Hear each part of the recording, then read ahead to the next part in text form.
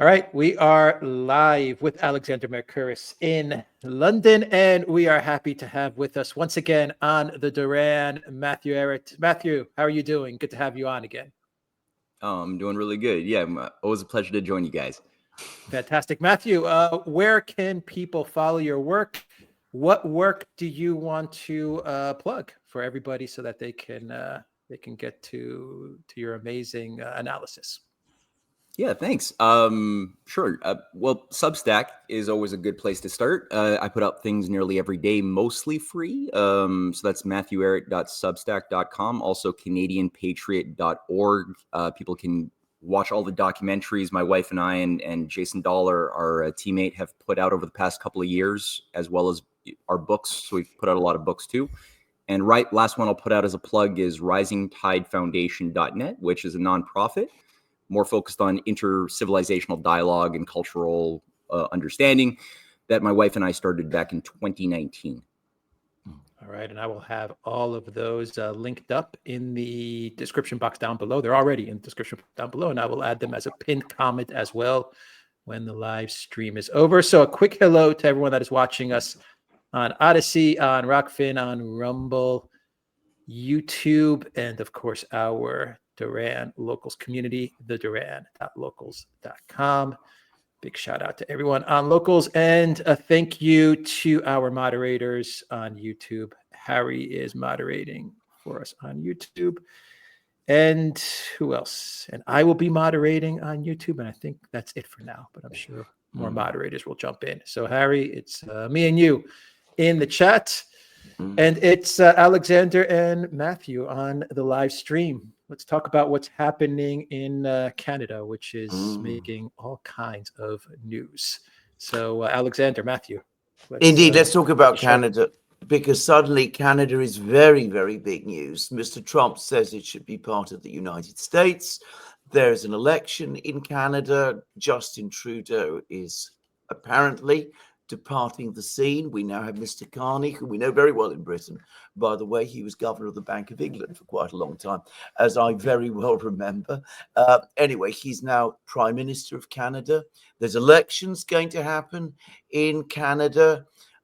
What is going to happen in Canada? Will Canada change its political orientations? It's now under some pressure.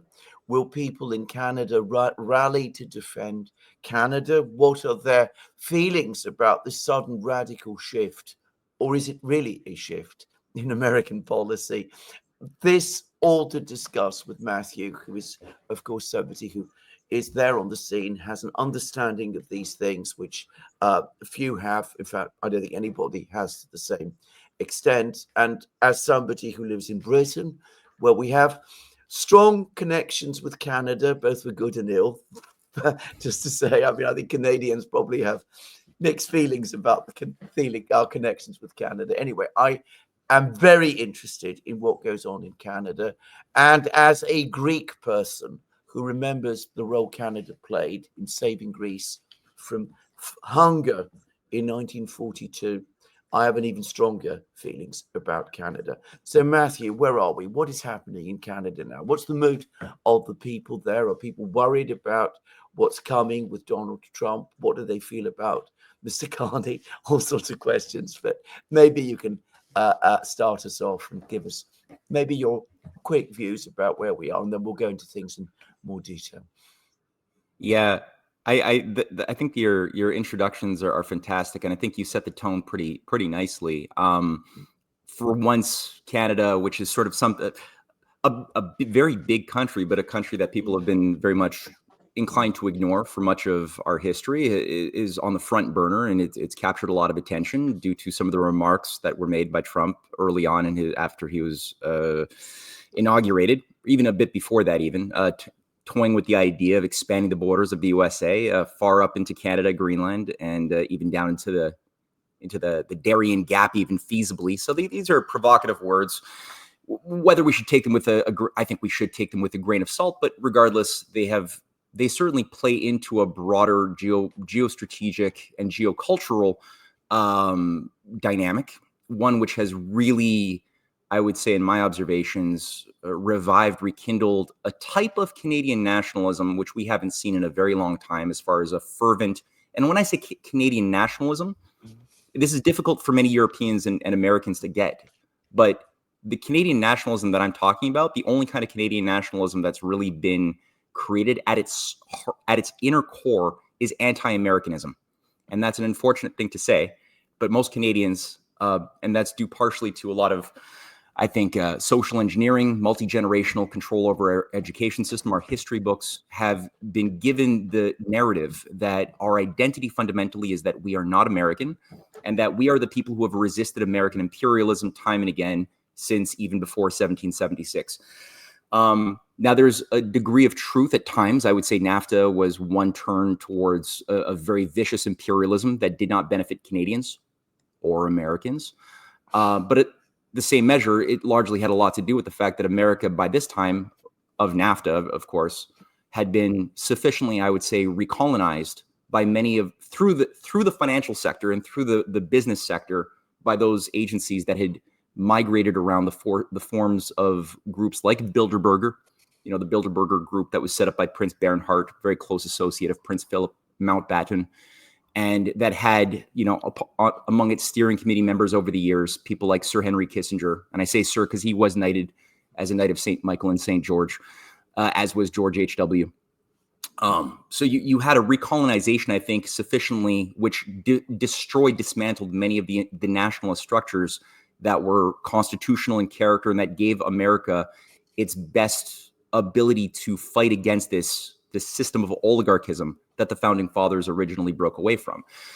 And when that happened over the dead bodies of people like both Kennedy brothers, Martin Luther King and what have you, then what I think we saw was a sufficient idea of an economic reconquering of the USA, as well as thence Canada, that eliminated our protective tariffs in the 80s with Brian Mulroney, with Jean Chrétien, who continued that in order to continuously consolidate power into an unelected grouping. In this case, it was the neoliberal model of private business classes that could sue nations if they would do things like protective tariffs in opposition to certain promises that they believed were sort of like inalienable rights contained within the World Trade Organization, or the GATT earlier on, which was never part of why nation states existed. So I would say Canadians have been brainwashed in large measure to think that we are anti-American in our essence. That's a problem. There is a sort of spirit of rallying around what is perceived to be or marketed to Canadians as a new Pierre Elliott Trudeau strongman who, Pierre Elliott Trudeau was the man who was like the Lincoln of Canada, who kept Canada together in turmoil of the October crisis of the FLQ terrorists, which is just another Gladio operation in Canada, or later on against two referenda that nearly tore us to pieces and separatism.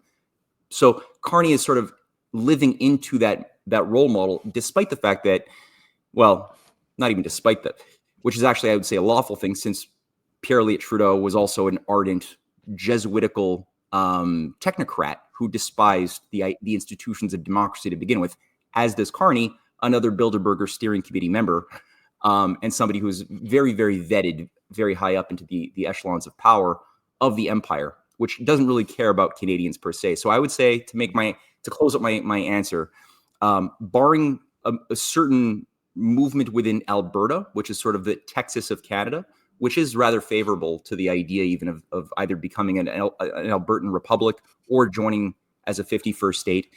I don't see this working in the benefit of anybody who thinks in MAGA or Republican terms. If anything, this is working against any type of initiative to make Canada a truly sovereign country, or even a reliable partner with the United States. So that's one concern I'm having right now. It's very interesting that you bring up Britain, because this is something that, from a British perspective, looking at Canada, when you say that the Canadians have developed their nationalism around anti-Americanism, that has always played, it seems to me, very much to the British advantage, in the sense that it keeps a kind of connection of Canada to Britain, in the sense that Britain is not the United States. And yet the reality is And there's an extraordinary article about this today in the Times, by the way, the London Times. Britain and the United States, or at least the neoliberal globalist factions in Britain and the United States, are absolutely joined at the hip. Now, the article in the Times today is by our former Foreign Secretary, British Foreign Secretary William Hague, and he describes his relationship with the Americans when he was Foreign Secretary. And he says that the only direct telephone line he used to have as Foreign Secretary was to the US Secretary of State. He says that he was the only foreign leader who was able to visit the NSA and tour its headquarters and meet with all the staff there. He talks about how he used to go out to bars with Hillary Clinton and all of this. I mean, the whole quality that he conveys is of a class of people in London and Washington who are, to all intents and purposes, exactly the same. So Canada, it's always seemed to me, is caught in the middle in this, in the sense that sometimes in the past it's sort of thought of itself as being loyal to Britain, distinct from the United States. That's why it still has the king. That's why we've got all of these parliamentary structures still in Canada, all of that. And, that defines it against the US. Sometimes you get a kind of more Anglophobic, more hostile attitudes to Britain, sort of Republican sentiments growing there. But that tilts to the United States. And there's never been any clear understanding that Britain and the United States until now have been pretty much one and the same thing, at least certainly since the late 19th century, perhaps the early 20th century, ever since then. And Canada is caught in the middle. And it works for one and it works for the other, but actually, in reality, it's always been working for both. That's my own conception of what Canada is. I don't think anybody in Canada has fully understood this. Or at least, Yeah, I I don't say mean, anybody, a lot of people. I don't know how many people fully get the nuance of what you said, because the character of the U.S. imperialistic tradition does certainly come from its conjunction with the reigning power structures of the City of London, which is the city within a city above the institution of the actual state of England per se, which exerts then, in the 19th century, 18th century, as much as it does, if not more, today, huge influence over global policy, global monetary policy internationally. And it's really an empire of an invisible empire of the monetary system, of intelligence agencies. The subtlety and sophistication of British intelligence is I think miles above anything we've seen as far as sophistication is concerned of U.S. intelligence agency operations, though the Five Eyes is certainly a big part of that reintegration of, in a more formalistic manner, of the belligerent colony that somewhat broke free, but not fully. And at the best of times, and I wrote a series of books called The Clash of the Two Americas, volumes 1 to 4, where I try to map out at what times did America's better anti-imperial traditions emerge, under which presidencies, which policies were active. And I found, a common denominator was that those presidents that were reawakening that anti-imperial tradition, which was different from this other thing that's been a parasite locked in since 1776 within the core of the USA itself, usually were those presidents who died while in office, 8 of them, 4 by bullets, but there's other means of eliminating a president than simply bullets. And again, when you look at the character of their policies, it's always something very similar, both in domestic, internal, as well as foreign policy that's looking for win-win cooperation with neighbors, that's looking to provide the means for poor countries that had been abused to have the means to stand on their own 2 feet, with the privileges and benefits of education, industrial progress, as Franklin Roosevelt envisioned with his internationalization of the New Deal that was sabotaged completely by his enemies that took power, seconds after he was dead. But we saw that, in the case of Canada, there's, I think, an important insight that Pierre Elliott Trudeau, a very important character in terms of shaping the terrain of the Canadian psyche in so many ways. He made a point that his foreign policy, when he was asked by a journalist, what defines it? What's your philosophy? And he simply said, and I think it was very true, and was to create counterweights, knowing that Canada is not a large power. It's a middle power, but that middle power plays a role within a broader global chemistry that he understood, and he was toured. He was given a 512-day tour when he was trained under Harold Laski, the then head of the Fabian Society of England at the London School of Economics, after he had been sort of vetted by William Yandell Elliott, the Rhodes Scholar in Harvard, who had also been training Kissinger at the same time. So he was sent from Harvard to Laski.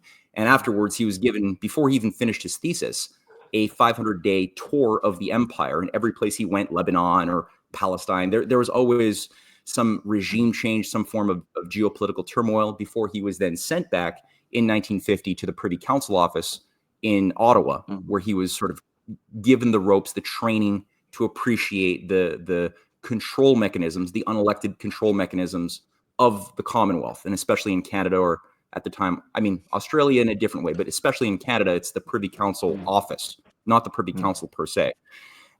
So that was sort of the cybernetics the central nervous system of the unelected aspect of our government, then as now. And out of that, he emerged with more experience and really defined this new policy of seeing that Canada is a chess piece within a broader great game. And if in the Manichaean dualism of the Cold War, if the geopolitical weight should pivot a little bit too much towards the Soviet side, then Canada would, under Pierre Trudeau, go and embrace Richard Nixon or especially Reagan or something like that, and do something pro-capitalist. But then if it would pivot a little bit towards the capitalist side of things, then he'd go and meet up with Castro or sign a deal with a Soviet country.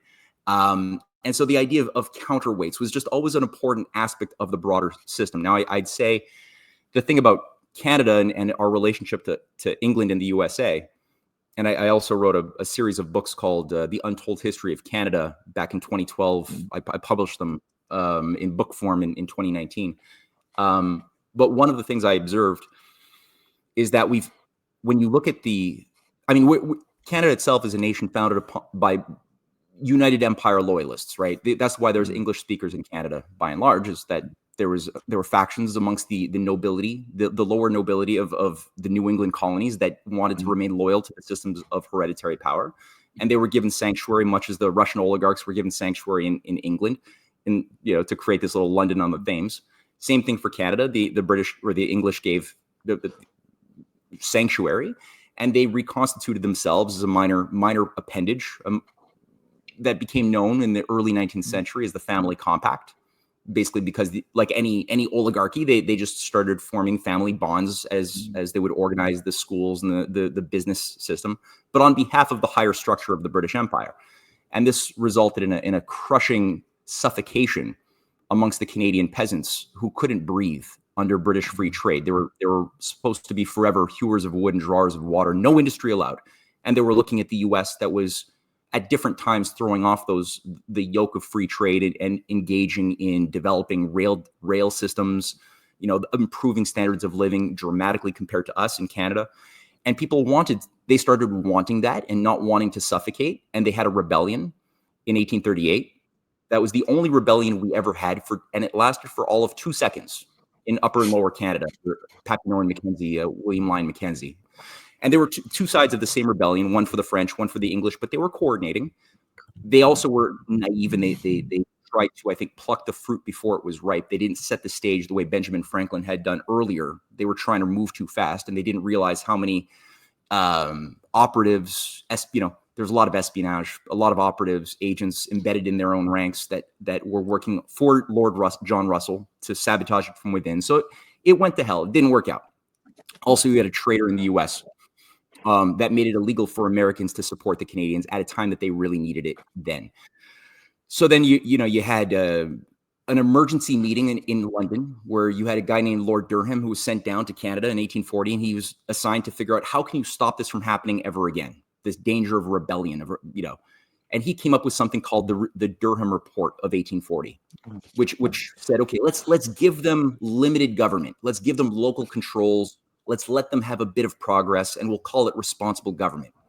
So to the degree that they have a revolutionary tendency, we'll make sure that we redirect that towards them fighting not for independence or to become a republic or to join the U.S. when the U.S. was less of an empire, but rather we're going to have them fight for having the permission to have a responsible government, meaning as long as you're well behaved and responsible, we'll let you make decisions. To the degree that you step out of line, we'll take it away. And it kind of worked, but still not really. And again, if you look at every single moment where Canada had a real decision to make to become free and adopt a truly Republican independence, we were either bribed, our leaders were killed, or in the case, for example, of Lincoln, and I'll just stop it there because I do context too much sometimes. But in the case of Lincoln, you had a huge amount of support, especially since Britain had spread itself so thin for, at that time when the Civil War was now being won, for Canada to now become a republic. And instead, that was sabotaged. The people like Sir Isaac Buchanan, who was a leader of Canada at the time in 1864-65, who had kept Canada largely neutral during the Civil War, he was ousted. His enemies took power in the form of Sir John A. Macdonald, who said, "A Britisher I was born, and a Britisher I will die." And this man became the father of Confederation. Right behind Pierre Elliott Trudeau, or maybe inversely, he's probably one of the most influential personalities, the George Washington of Canada. And he said, I would prefer to keep Canada a barren wasteland for a century, except that I know that if we don't build rail across Canada and go there, the Yankees certainly will. And so he reluctantly allowed for a policy from England to say, okay, since we're going to lose Canada at that time, especially with the pressure of Russia and the USA, Lincoln's USA, so clearly exerting influence. Russia had just sold Alaska to the United States in 1867 or 68. No, 69. 1867. That's right. May 30th, 1867.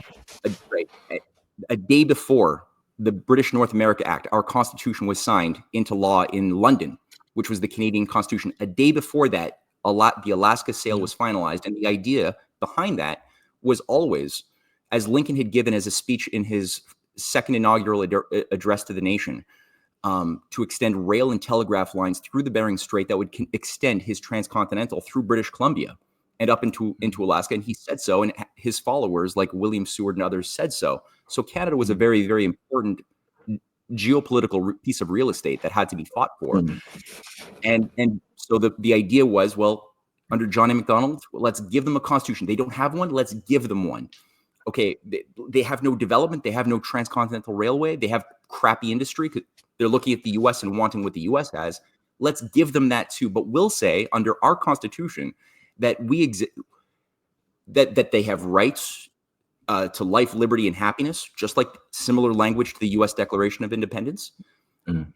Except we'll say that those rights are not inalienable, but they were granted by the Crown, and thus could implicitly, legally speaking, be taken away, though it's not said so that way. But that is the idea. If rights are simply given as an emanation of a hereditary institution, they could be taken away. And we'll also say that in our Constitution, which it says in the first page, that we exist to promote the interests of the British Empire, which is what it says, not the general welfare. So that became the Delphic sleight of hand, where we were given, a bit of a comfort blanket saying, now we have a constitution, now we have rail development, we have industry for the first time growing out of this transcontinental ambition. But it was done with the intention to ultimately keep Canada locked into this cage, of this geopolitical cage, as well as block any potential emergence of alliance between the USA and Russia, which when I look at Carney and I hear him say that that any potential collaboration on Arctic development is off the table forever, which is pretty much what he said directly when Putin expanded upon the benefits of Arctic development. Carney was assigned to directly re-invoke that traditional imperial mandate of Canada to remain as a stubborn block, a wedge, but perhaps be granted he might unleash, as Sir John A. Macdonald unleashed, a limited amount of progress because Canadians are in despair. They feel the constraints and fear of the future. The economy is not good. It's going to get really painful, especially in the coming period ahead, both because of tariffs, but other things. And I'm for tariffs if done right. So he might allow for a certain type of Draghi plan, as Draghi, who, as people know, worked very closely with Carney as anti-democratic technocrats for Goldman Sachs, and then at the FSB, and the Draghi plan currently calls for an increased centralization of the economy into something that looks a lot more like what Coudenhove-Kalergi called for with the pan-European movement in the early 20s. We're not there yet. It's calling for accelerating it so that you can get that under a war economy of industrialization. Carney has something similar under a Canadian development bank that would be a centralized lending mechanism, both for his green policies that he's so devoted to, but also for the type of things like high-speed rail, which Justin Trudeau called for about 7 weeks ago. And Carney is I think, been a co-designer of this idea that, okay, China has high-speed rail. That is the future. We have zero high-speed rail. So that's something that they're building. They've announced that they're going to be building, and to finance these sorts of things, which I'm for those things, but I'm for them being done for the right reasons, not to placate Canadians to keep us as a geopolitical pawn. So that's my how I'm seeing Carney sort of being used currently. Does anybody ever say in Canada? I mean, I know to some extent. I know some people do, but does anybody ever make the point in Canada politically, at a political level, that republicanism is actually the route towards establishing a genuine Canadian identity, which has always been Canada's problem? It's an English-speaking country. Joseph Chamberlain, who is the great architect of late British Empire, actually went and said, the nice thing about Canada is they speak English, and if you cross the border into the United States, which he also wanted to pull into the imperial system, but was quite successful in doing, actually. He said if you cross the border from Canada into the United States, what you discover is that they speak English there too. So really, we should all bring all of these nice things together and create this new great commonwealth of English-speaking nations, which became very much the policy in Britain in the late 19th, early 20th century. But does anybody make the point that through republicanism, you can actually break this? You can actually establish a proper republican system in Canada, distinct from the United States, break the link to Britain finally, which is basically established through the monarchy, and that you're never going to create a proper Canadian nationalism, a sense of separate, distinct, real identity that people can rally around and coalesce around, with the self-confidence that comes with that, unless you take this step. I mean, is this point ever made politically? Yeah, it's made a lot more in Alberta, the province of Alberta, than it is in other parts of Canada. Quebec used to have a little bit more of a robust discussion in the 70s and the 80s. It petered out in the 90s. It became more about language, my language, and the idea of building a real nation. Because it's like I'm conditionally for the independence of any province, because I don't even see Canada as an authentic country. So in that sense, if a province wants to feels that their developmental aspirations are being withheld because of the structures of the Privy Council control system that exerts a vast amount of effort, control and influence over various provinces, both through elected and unelected institutions. If they want to then go at it on their own and call a plebiscite and do so in an authentic manner, then go for it. I'm for that. But it has to be done for something more than simply my language prejudices. Because if you're all, it's like, what are you saying? If your culture is still burnt out and degenerate and mediocre, then it doesn't matter really what language you're saying. It's like, what ideas are you expressing? And if you can't think about developing a competent program that could uplift people to a better way, and organize your resources and your skills in a way that would be beneficial to future generations, then being a nation state is just a word. You would still be a chess piece for a higher oligarchical system that hates you. So I do see some authenticity currently active in a living way in Alberta, a little bit in Quebec, some in Winnipeg, where there's a bit more of a blue collar spirit, like a sense of, okay, value is in what we create and produce, because we're all farmers. So we know that if we don't do our job, people die. And so it's harder to spin sophistical arguments for people who work productive jobs and have real knowledge because they work in those jobs, that would convince them that, a Green New Deal, decarbonization is somehow a valid thing to do that's not going to destroy a bunch of lives. Like they won't buy that because they do productive things. It's mostly just white collar people who are detached from the physical productive processes of reality that tend to buy into this stuff, who think in a more whiteboard, abstract way. So as far as today's situation, I think that you do need to get. We've never fought for our freedoms, right? So we tried. It was sabotaged after, like I said, 2 seconds. And then we started allowing false narratives and fallacies of composition to be given to us as national myths that built on each other. And that's a big crisis, a multi-generational psychological crisis, which is so difficult, both that involves a hate of America, a fear of Russia, right? As two behemoths that are pressing onto us. And the fear of Russia is a bit more it was built up in the Cold War, but it's being revived like a hypnotic trance induction almost, added to a bit of fear of China, another Cold War unresolved monster that is now being sort of revived by the the hypnotic sort of social engineers playing our zeitgeist against us, as well as a love of Great Britain, an unnaturally irrational love, I would say, in many cases, because at the end of the day, it's not like we benefited so much by being loyal to the system of the crown, though it offers some emotional comfort for people who like tabloids. But we would need to have some form of real fight to, I think, open up the Arctic, to leap outside of our limits, to get out of our comfort zone. That's one of the preconditions to having a culture of republicanism that could be valid in the future. Is you got to get used to not being in a comfort zone like a subject. Subjects, because that's the thing. Like, what's the difference between a subject versus a citizen? They seem similar, but a subject is somebody who waits for a higher power to take care of you, to make decisions for you. You don't see your rights as being part of responsibilities to defend those rights or to improve them or to hold accountable decision makers. That's not what a subject does. They're a peasant, more than that, a hobbit. Whereas not the Frodo hobbit, the type of hobbit that stays in their shell.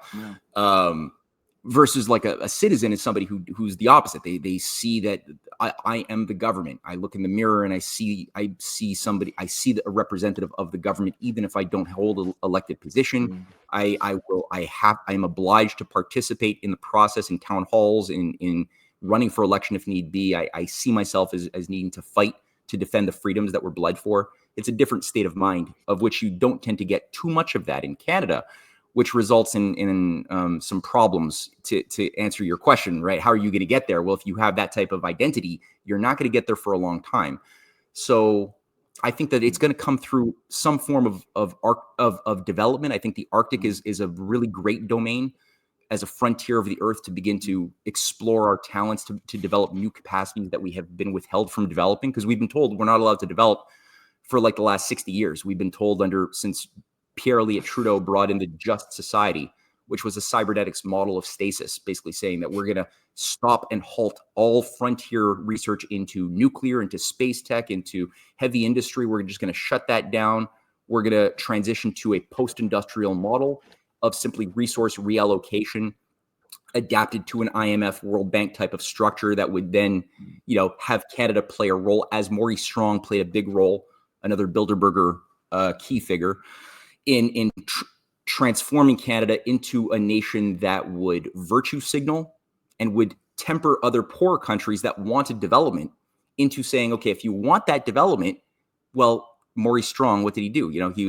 He set up the Canadian International Development Association in 1968 after he was the head of the Ministry of External Affairs. He was on the selection committee that selected Pierre-Elliott Trudeau. And under the CETA, which is still a very powerful institution, he basically said the new philosophy of international aid is not going to be to help nations develop next generation technology, which would allow them to help themselves, as Canada was formerly doing with JFK in providing nuclear power reactors to Pakistan, to India, so that they would develop the skill set and the means to stand on their own 2 feet.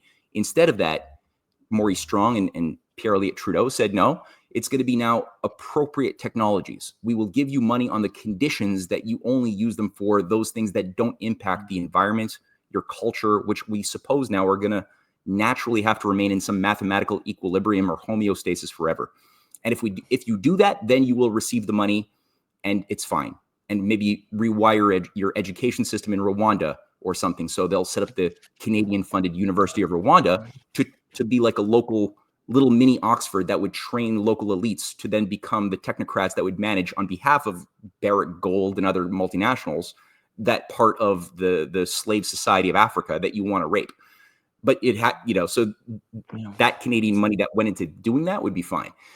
So that's the sort of thing that we did that to ourselves too. We got into a static mindset, and the only way to become citizenry is to really adopt break out of our limits to growth, get out of this way of thinking about we have to adapt to less, which was what Maurice Strong put forth as a logic, and what Carney represents as the eco warrior of central banks. And really get back into this idea of not just creating abundance, but really rather doing it for the right reasons, which is for having a harmony of nations working for common interests, win-win cooperation. And in that sense, looking to the United States, looking to Russia, looking to China as our potential allies and friends to build things together with. And in that context, I'm thinking maybe in the next generation, we could start having an identity that could understand why they should go for republicanism instead of hereditary power. But yeah. Well, it's all very, very interesting points, if I could say. Just a few things. Firstly, I remember Pierre Trudeau very well. Very charming, very manipulative man, extremely clever, but as I said, very, very manipulative. That was my big memory of him.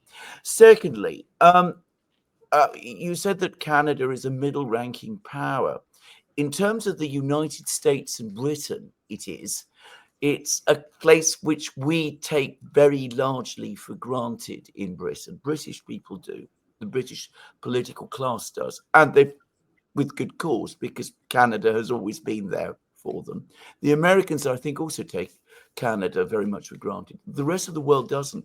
My experience outside, the Western world is actually Canada has had in the past a positive and very high and rather good profile.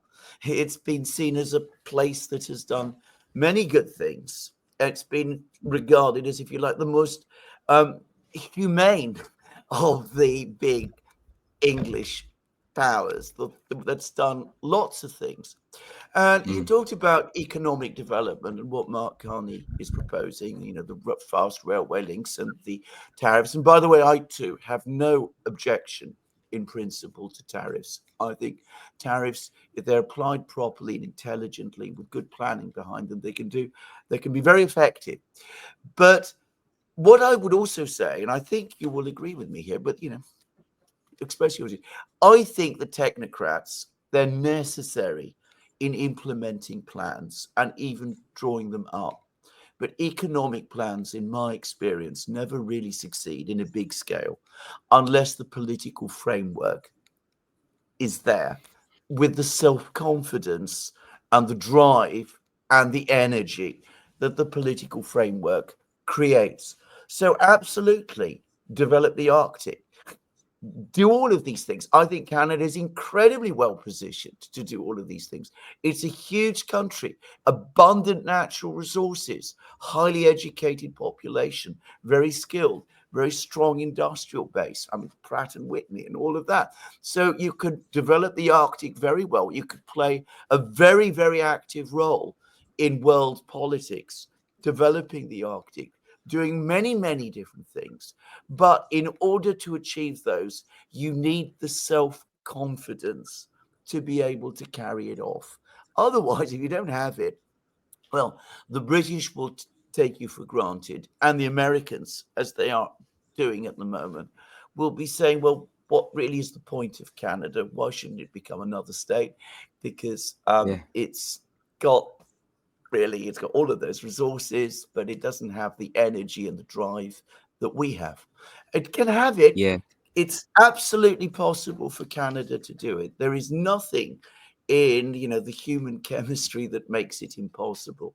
It's just that there's this problem of the mind that holds Canada back. Yeah, it's totally in the mind. I couldn't agree with you more. It's really, and people think about, I think, too much materialistic mechanisms, like what's the formula to solve our problems. And it's really, we have to go inside of ourselves and introspect and self-examine these subtle axioms that have been embedded, that are more than just axioms. They're felt thoughts that are passed on almost subconsciously, transgenerationally, which we then pass on, that deprives our children from being able to actualize their higher powers. And I love the way you put that. And it's true, like Canada used to be seen, and I think that illusion's mostly broken now, but we had, up until not that long ago, still a reputation of being a nation that would stand for principles. Under even Jean Chrétien not that long ago, Canada had resisted the pressure of Dick Cheney to join in and support the bombing of Iraq. There was the idea also of militarizing the Arctic back in 2004, which again, Paul Martin and Jean Chrétien together said, no, we're not going to militarize the Arctic in preparation for some potential future war with Russia, which currently is happening. Under Justin Trudeau of April 2024, he adopted a new Arctic security doctrine that does, for the first time, actually place or accept the placement of long-range missiles in the Canadian Arctic as part of a broader, full-spectrum preparation for some war against Russia and China at some point. And 20 years ago, that was political suicide. 15 years ago, it was political suicide. Last year, it happened. Nobody talked about it. And as far as I could see, Mark Carney is not against it. He might have been fully on board. He probably is fully on board with it. He's the godfather of Chrystia Freeland's child, or one of her children. They're pretty much the same species, except he's more competent and smart, and thus dangerous than even Chrystia, who's a lot more unhinged. But they're both creatures, spun in the bowels of some special experience that they got at Oxford, which is not what your typical Oxford student gets. There's something special that happens to Rhodes Scholars, and whatever the hell Carney experienced, I can only guess. But in the sense of, we lost that. And if you look at why was the Liberal Party so different 25, 30 years ago when it was doing these useful things versus today's Liberal Party? Well, you got to look at things like Diane Carney and her role within the Canada 2020 think tank, which I've written. It's a chapter of one of my books on the untold history of Canada. The Canada 2020 think tank was set up by a team of privy councillors in 2005 to prepare for a purge of the old school political class of statesmen like Jean Chrétien, who I think is a bit more like a Trump figure, a pragmatist, not ideological, not ideologically technocratic or anything like that. He's a pragmatist, looking to make deals, looking to facilitate business relations with SNC-Lavalin and partners around the world. And, he's old school in that sense, and thus was not to be tolerated in the new type of Liberal Party that they wished to, and they did create, which needed to have a purge of people like him, influenced by him. Chrétien was even given the Friend of Russia Award in 2014 for trying to work valiantly back-channel dialogue and discussions leading up to the Maidan. So that had to go. The Canada 2020 think tank was set up to oversee that reorganization of the Liberal Party. People like Thomas Axworthy, Pierre Elliott Trudeau's former personal secretary, was a leading figure behind that. Also a key figure behind the North America Union, that task force with John Manley, a figure who was very high up in the Canadian version of Chatham House. Were both members of the task force that drafted the program to create a North American Union that could only emerge under the conditions of an economic crisis that would have a more European Union model to it. And people could read the, you guys probably remember it vaguely, right? And it was put on the back burner at a certain point. The Amaro, they minted a few coins of what the Amaro was going to be. They put that on the back burner in 2007 when it was becoming clear that people were not ready to just give up whatever dwindling sovereignty they had. But it didn't disappear. And I think my concern right now is that these forces, again, Diane Carney, she was the research director for the Canada 2020 think tank. They brought in all of the behaviorists around Larry Summers into Canada. Obama, Hillary, Gore, all of them were brought into Canada simultaneously at that time, that they were setting the stage to impose a behaviorist takeover in the United States as well. And that was the grouping that fielded young Justin, idiot Justin, blackface, who was brought in to see, does he have the skill set to be convincible, that we can convince the Canadians that he might be a human, that, and they fielded him in 2006 at a Canada 2020 conference. And they decided it's going to take some work and some training to coach him, which took a few years, but they finally released him after that period of training was over, with a handler named Gerald Butts, and soon another handler named Christia. But the Canada 2020 think tank, it's still there. It's still very powerful. And Mark Carney, I think they represent a very specific type of ideology, which is, again, very similar to what Mario Draghi also is doing and envisioning with his acolytes in Europe. And I think a lot of this has a lot to do with a trap. And I'm saying this as something because I presume that Trump means well. I'm giving him the benefit of the doubt still. I'm operating on the hypothesis that he is an authentic patriot who is inclined to make big mistakes. That's my hypothesis right now. If that's the case, I see certain traps being laid. For example, one of which being his weird response to King Charles's offer to become an associate member of the Commonwealth, which you guys saw that, right? Yeah. So there could be a trap, and I've been warning about this since the very beginning when Trump was wanting to make Canada the 51st state, would be that not that this would make Canada more American, which would be possibly a good thing if America actually is authentically getting its true spirit back, but rather the danger here is that America might be tricked into becoming more Canadian. And I could sort of see a pattern forming, thinking about it top down, of a potential. If Trump is, if he's not just playing around, if he's actually seduced by the idea that King Charles is somehow outside of this other deep state Richard Dearlove thing that I think Trump hates, right? I think he's aware that there's something very vicious in England that tried to destroy him with Christopher Steele and Dearlove and the whole smorgasbord of he kicked out what's his name, the ambassador of the UK, and really, I think he's sensitive to a certain nefariousness within that class. But I think there is also a certain tendency to look at Queen Elizabeth, the king, the current king, as being something more noble, admirable outside of the influence of this thing. And if he falls for that, I think that I could see a danger of the North America Union coming in with a different kind of caliber, but maybe tied to a deeper control mechanism of the Commonwealth as a whole, which would be a terrible thing if that was actually a trap that is being set that patriots are allowing themselves to fall into. That could set things back quite a bit, I think. I completely agree with you, by the way, on what you said. I think I think that Trump does have a certain affection, if you like, for Britain. He's got a golf course, by the way, up in Scotland, which most people don't know. That may be the connection. But I think that still makes him perhaps less sensitive to some of the realities. I don't think that is true of the people around him, by the way. I think there's a lot of others who have a much more hard-nosed and tough-minded feelings about the UK, about Britain. And I think also that Trump doesn't terribly like our prime minister. Now, you anticipated with your answer the next question I was going to ask you, which was about the Liberal Party and Justin Trudeau and how it came about that he became Prime Minister of Canada, which I still emotionally find very difficult to accept, actually. I mean, I remember the Canada before, and I just found it very difficult to accept Justin Trudeau, someone like that, as Prime Minister of Canada. It just made no sense to me.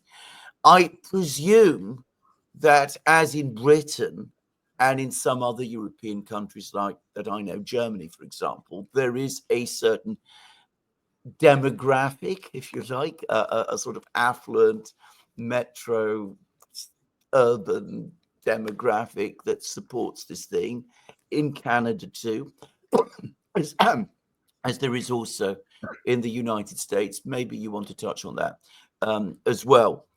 But can I just make one further suggestion, maybe my last one, which is that from an American point of view, from a Trump point of view, perhaps it would be good to point out to him that a genuinely independent, Republican, patriotic Canada with a strong identity would actually be an asset for the United States and for what he is trying to do, in the sense that if you expand the United States to encompass all of Canada, what do you get? You get a bigger United States. Whereas if you get the kind of Canada that we're talking about, you're actually getting a potential partner, and a partner which might be able to do things to help you in places which the United States itself, as a superpower, might have difficulties. So Canada can talk, for example, to India, where, by the way, I know in India there's a very, very high regard for Canada historically. Canada can also work with the Russians in the Arctic. The Russians won't be afraid of the Canadians as they might be of the Americans, for example, if it was a genuinely independent Canada. So there's things that a strong Canada, friendly to the United States, acting positively and creatively in the international system, could do to stabilize the international system, and which would be helpful to someone like Trump, trying to carry out reforms in the United States. So anyway, quite a few points. I mean, I'd be interested if you could just touch on the demographic, the question of where the electoral support for people like Trudeau comes from in Canada. I mean, we have people like that in Britain in abundance, and in Germany, as I said, which is the other country I know also. But, you know, what sort of people support this in Canada? And also maybe last observations about the last point that I've just made on, you know, how a strong Canada could be beneficial to the United States. Yeah, absolutely. I think I have been befuddled as well, but I mean, having explored the high level, very high level and very sophisticated social engineering that hypnotically put Canadians into a spell in the 1960s under Trudeau mania. I literally have a book called Trudeau Mania in 1968, and there was marketing teams employed to utilize the successful techniques of what sold Beatlemania to the world, and especially Americans, during the British invasion of the early 60s. Those same marketing techniques, even the same people who were playing the PR game, applied their talents in the political sphere to make Pierre Elliott Trudeau a Jesuitically rigorous, clear-headed, ugly guy, super sexy, and girls would go crying in hysterics when they would see Pierre Elliott Trudeau in 1968 walking around or doing a handstand or something, and it was over the top. And then added to that, the kabuki theater of him being the strong man at a time of national crisis, when tanks were on the streets of Quebec because of this FLQ terrorist group that traumatized all of the baby boomers. I mean, it was martial law for October, a whole month. And, you had a consular, a British consular who was kidnapped by this sort of Red Brigades kind of Gladio Marxist-Leninist terrorist group, which was actually just handled by a bunch of unreconstructed Nazis and fascists, just like they were in, you know, in the case of the Red Brigades in Italy or in Germany. Same thing was with the FLQ. I think that there's probably, if as a challenge, if people want to dig around the weather underground, I think they might find something similar of the NATO secret army operation that was heavily integrated into our Five Eyes. And so, you know, it was traumatic. It was scary. People didn't know what was going on. And Pierre-Elliott Trudeau was the man who was like the straw man who held us together and had, you know, a zero. Now, one of the consequences of that was the one politician who was killed was kind of like a proto Aldo Moro, our deputy prime minister or deputy premier of Quebec, Pierre Laporte, was killed. He was kidnapped. Unlike Cross, who got away he was unscathed. Laporte was found in the back of his car, strangled with a necklace cross by the FLQ or something else. I'm actually inclined to think it might have been a branch within the RCMP that was coordinating this, with full knowledge by Pierre-Elliott Trudeau. And I have a chapter in volume 4 of my Untold History of Canada that goes through a pretty good case of why Pierre was actually in on it. It was an inside job. Not that dissimilar from 9/11 for the Americans. So why am I saying this? I'm saying this because he was such an image was impressed upon the zeitgeist that resulted in his child being simply like a princeling, whose very name and ego was sufficient to just win over the hearts of baby boomers, especially, who just had this felt thought that was still hanging on, that wanted the hero back. They lacked the hero. And he was marketed as that. As long as he was just never allowed to go into uncontrolled environments and speak his own mind, then they could maintain that image, you know, as long as he was never allowed to go off script or, be away from his handlers for too long. But he got worn out at a certain point. He was used up. And there's only so many scandals you could try to cover up before it just becomes a little bit too. And there was a legitimate amount of hate, and there was back in February of 2024, groups within the Liberal Party and members of Parliament and senators began circulating internal letters calling for Justin Trudeau's dismissal or stepping down in replacement with somebody who was not going to sabotage the party at this point. Which is where I think that the decision to place Mark Carney was made well before that. That was a necessary precursor to finally. I don't think that the precursor or that the initiating thing that got Justin out was Trump's belligerent remarks, which are hilarious to listen to. And I appreciated what he was saying to denigrate the idiot Justin, but it wasn't that. The trigger was, the decision had already been made well before that. And I think Mark Carney, there was probably an intention way back when he was still proving his stripes as the governor of the Bank of Canada, even, I think, to bring him in as the highly functional technocrat at a time of crisis, who could be trusted to do something on his own, to be in a room with a Xi Jinping or with a Putin, which you could never trust Justin to do. And I think even now, one of the dangers that I see possible, which touches on your question of like the Canadian identity, like it would be best if we had a national authentic identity as a trustworthy sovereign partner. I agree with you.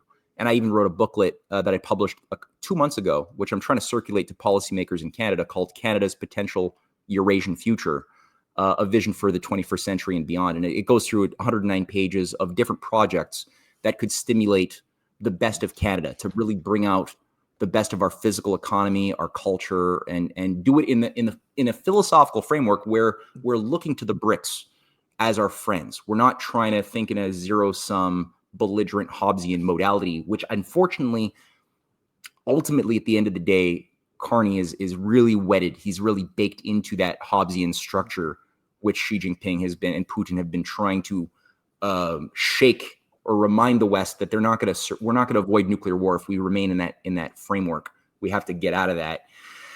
Carney, one of the dangers that I see possibly right now also is that while Trump, the Trump team is sort of trying to loosen the tension on the Russia front, I do see that Carney, on the one hand, is putting his foot down, even doubling down on the belligerence against Russia, especially in the Arctic, which he says he'll never allow Canada to work on the Arctic. But I think he might also be opening up the door to trying to loosen the Russia-China bond by floating or putting feelers out to see if China would be willing to try a second time at this Canada-China free trade agreement, which was scuttled in 2017, for good reason, because Canada is not trustworthy. I think China finally realized that they don't want to let something so non-independent and fake and dangerous get too much influence or become too dependent on Canadian resources at that time. So they scuttled the free trade agreement. But I do see a discussion, a dialogue around the revival of that beginning once again.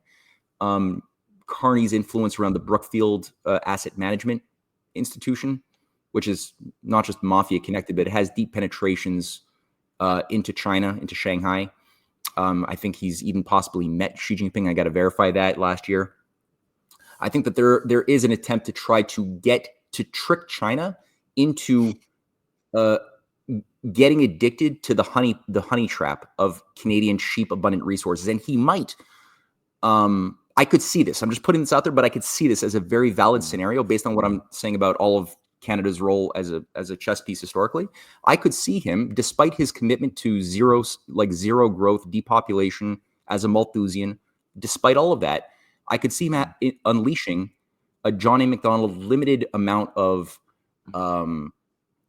pro-industrial orientation that could maybe even get rid of environmental regulations for a period, allow for new pipelines to be developed that would satisfy Danielle Smith, the Premier of Alberta, who said, we're going to give a list of demands to Carney, and if he doesn't satisfy all of them, we're going to call a referendum in Alberta. Well, he might satisfy every single one of those, get rid of it, say no to the carbon tax, allow for the pipelines, all of these things. He might actually say yes to all of her demands and put out the preemptively snuff the discussion of a referendum in Alberta. He might do that. I think he could, and I think he will.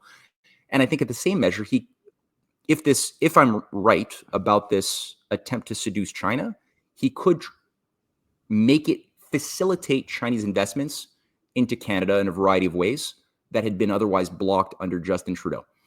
And that I'm talking whether the intervention by Justin Trudeau and the Privy Council on the purchase of Aecon Inc., the big construction firm. There's a number of things, the forced divestment of Chinese industries or Chinese companies that had certain investments in Canadian resources or resource industries. They could reverse that and instead say, okay, look, you can get your resources cheaper through Canada than you could through Russia. They tried it with Stephen Harper in 2012. And but if China agrees to that, well, they could also turn off the taps in the future in a more and at a time when the Chinese bond might be weakened. So that's part of what I'm seeing feasibly being gamed right now.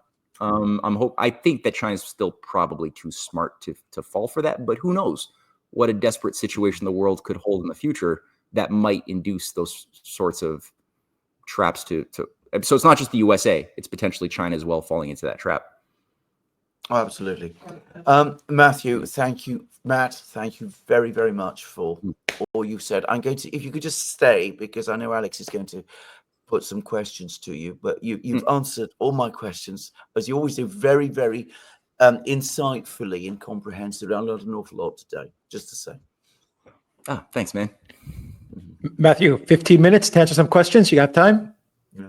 Dude, for you guys, just unleash and whatever. All right, let's do it. Yeah. Let's do it. A couple of questions from Commando Crossfire. Comments and questions. Canadians are mostly globalist neoliberals. They should rejoice at the removal of borders. Imagine with 40 million new votes, Biden would have won. Just kidding. Canadian liberals mad at a Trump win, convinced themselves that no one would vote for a woman, so they all refused to vote for a woman and picked an OWM. Principles. What principles? Hypocrites and parasites. And finally, from Commander Crossfire, and you can give your comment, Matthew, on the comments from Commander Crossfire. Canada alienated China at U.S. orders, sent billions to Ukraine, collapsed its own manufacturing, flooded the job market with migrants, let prices skyrocket while wages stalled. Now trying to bark at the U.S. Foresight, we have not. Your thoughts, Matthew? I didn't fully understand the grammar behind the first question, so I'm going to The first one I pass, think was more of just kidding. Canadians are mostly globalists and liberals. Okay, they should replace sure. at the removal of borders. Imagine the 40 new voters for Biden. Right. So Okay. yeah. Yeah. I mean, in that sense, yeah. It part of the concern, I think, for smarter Americans around the idea of whether Canada should become a 51st state was, do you really want that many brainwashed Soros propaganda consumers to be part of the republic? I don't. I think that might be more of a liability than a benefit if you don't transform subjects into citizens first. So yeah, that's pretty funny. I'm down with that. Sorry. How about Canada alienated China at U.S. orders and sent billions to Ukraine, collapsed manufacturing. Yeah. And now they're trying to bark at the U.S. Yeah. That's again, the middle power, right? Create counterweights. Like, what is Canada? It's a very malleable thing that is there's such little sovereignty when it comes to the big decisions. Actually, you know what? Because there's so many things that have been done, whether it's the Meng Wanzhou arrest, the whole Huawei debacle, which only happened really, I think, at a certain point when it became clear that China was not going to go along with this plan of having a special relationship with Canada. And, that when that became fully clear and that scenario was finally jettisoned, then all of a sudden the plane, Canada was the only country of the Five Eyes to allow for Huawei. That was part of the seduction dating game, the attempt to keep that type of trusting, that space alive. And when that was clearly not going to be kept alive, then it became a little bit more full throttle. And I think that there was also an HSBC aspect of it too. There was HSBC had played a role, and I'm forgetting the details. My wife had actually written a brilliant article on HSBC's role in getting Meng Wanzhou, the CFO of Huawei, arrested in Canada. Forgetting it now, but that's a London-based drug bank.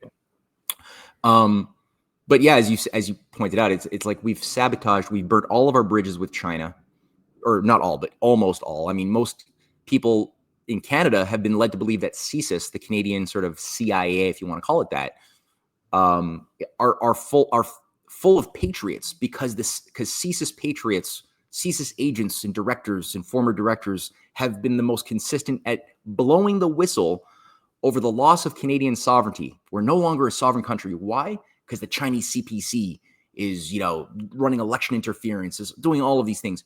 Whenever you try to find evidence for any of these things, and you do more than just a little, like more than looking for a Cliff's Notes commentary by some talking head, but you actually want to find evidence, there's nothing there. It's like Chinese spy balloons. There's nothing behind any of these things, but it's repeated. And it's resulted in total destruction of diplomatic channels. They've done it now to India as well, as as it became more and more clear that India is not going to just lay down and become an appendage of this military industrial eventual war with China. Then, like you said, pressure was put onto Canada that started putting out messaging that we know Modi commanded the murder of our Khalistani, separatist leader in Vancouver months and months and months ago. And so they're putting out all of this undiplomatic bridge burning rhetoric by design for these reasons, it's really unfortunate that we're allowing ourselves to be played as a tool within a great game this way. And it would be just so easy, so simple to look for points of China wants to build the Polar Silk Road. India has all sorts of, there's so many great things we could build with India. There's such a big Indian population here. There's so many points of conjunction, but the problem is Canada is been providing a sanctuary to a bunch of terrorists from not just Ukraine, but from other parts of the world too. And Khalistani groups are very welcome in Canada, and they're not very friendly. That's why Jagmeet Singh is not even allowed to go to India. Like, he was our head of a political party, wasn't even allowed to go to India, because he's been playing with Khalistani separatists, and who've been part of terrorist operations for a long time, and were part of a whole infrastructure built up by the British in India that was continued, of drug smuggling, arms smuggling other things in India for decades and decades. I don't know if they still do it. Maybe they do. They were still doing it when Indira Gandhi was trying to clap it down. So all that to say, yeah, we got some problems. I agree. We have problems in Canada. Mm-hmm. Okay. From, 1 second here. Yeah. From Kat from Limassol. The most obvious sign that Canadian reps are cynical cowards. Every single one of them clapped when a Nazi was paraded in Parliament. They all went to high school, but they all clapped. Ignorance had nothing to do with it. And on the same topic, Matthew from Nikos. Matthew, may I ask, what was your reaction of Justin Trudeau saluting a Nazi in the Canadian Parliament in 2023? I never laughed this hard in years. So the infamous thing that went down in the Parliament in Canada with Trudeau and I forgot that guy's name. But, yeah, your thoughts. Hunka. Yeah, there you go. Yeah. Your thoughts on all of that. Yeah, and he was part of like I forget, was it the 14th or some Galatian division, like hard SS connected. Nasty, very, very bad. Yeah, hard Nazi, not even like the lighter Nazi, like hard SS Nazi. And it was kind of funny. I was laughing too. The sad laughter, but a laughter nonetheless. And especially when the Speaker of the House is like reading this commemorative speech to celebrate this old guy who's been invited by Christie and Justin, and who met Justin in his office right after this thing happened. So Justin knew. It's not like they don't just invite somebody and not know a bit of the backstory of why a Ukrainian World War II vet. It's not like they didn't know what he was or what he was during World War II. But then the Speaker of the House is reading his speech, and as he's describing this old heroic man who fought against the Russians in World War II, he stops in midway. There's this little gap where he's like, he fought the Russian. No, yeah, he fought. And he's like reading the speech for the first time, the Russians. And then he gets back onto his track, right? And he's embarrassed inside, but he's trying to still, maintain an air of confidence and keep the vibe going. And he finishes his speech, and everybody stands up like idiots cheering this guy. He knows, and he got thrown under the bus, and he lost his job because everybody said it was this guy. But yeah, I mean, what else do you expect, right? We had a war memorial in Ottawa that was set up, and I think that I don't know if they fully took it down, but there was a big scandal over the fact that this World War II memorial had 500 plus names on it, and like 300 of the 500 names were Nazis, like people who were fighting with Germany against the Russians. That was like a huge scandal, and I'm pretty sure they took it down afterwards, but I don't know that. It might be up still. So yeah, it's just that's Canada, man. I mean, it's unfortunate.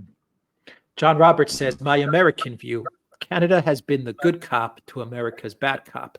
Canada provided peacekeepers to troubled areas. We made the trouble. Our interests are aligned, but we have different approaches. Yeah. And I think in the best of times, we were authentically animated by a spirit of peacekeeping. But yeah, I think you're right too. A lot of the time, even without people like Romeo Dallaire knowing what they're a part of, there were. I'm talking about the Rwandan genocide, which does seem to be something that was managed from above in many ways. The actual players on the stage of that drama.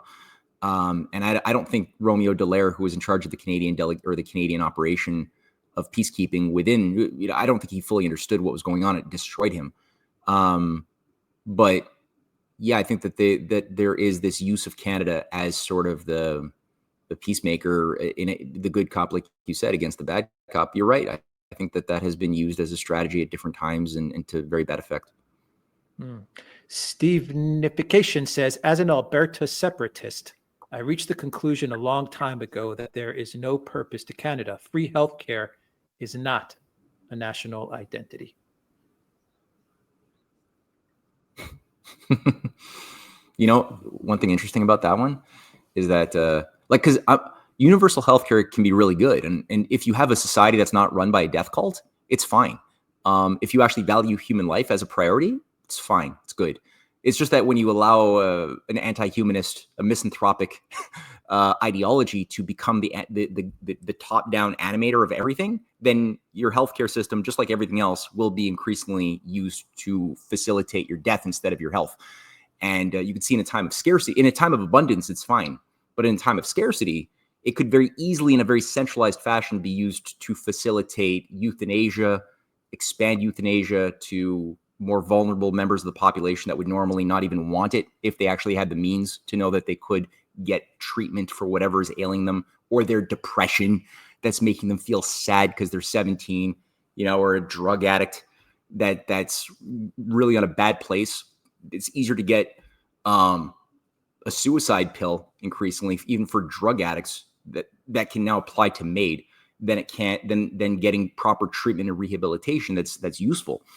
And they want to again expand this to underage kids. If they get two doctors to simply say, yeah, you should die.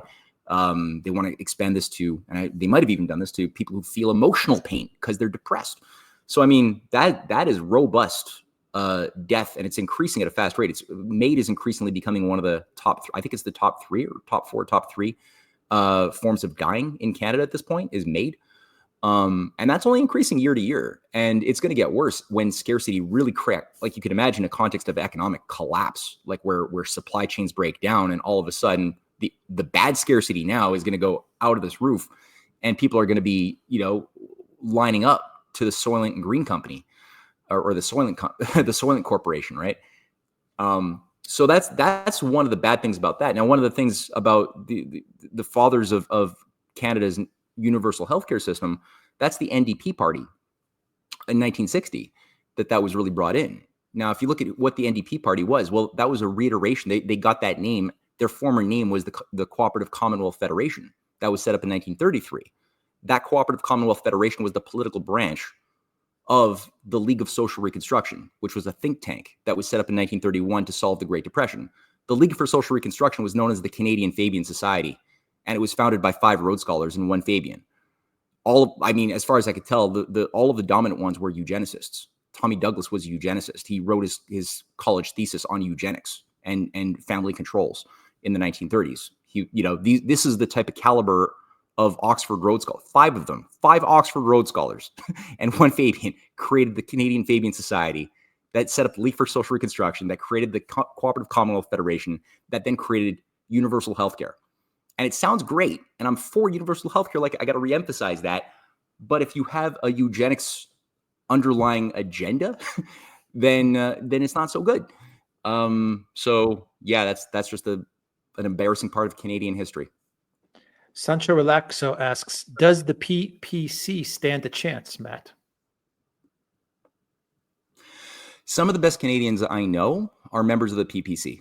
I endorse members of the PPC. Right now, I'm endorsing Tish Conlon. Actually, I'll just say that if anybody is able to vote in the Ontario Durham riding, Tish Conlon is a good friend of mine. Really, really great Canadian activist. I've got a whole slew of friends in the PPC. I've shared a stage with Maxime Bernier. We've given a political speech, and I would say I endorse him. Reach out to Maxime Bernier, please. Yeah. Someone in the I'm sure he'd love to come on and chat with you guys. Yeah. But, do I think it's likely that the PPC is going to take power? Realistically speaking, no.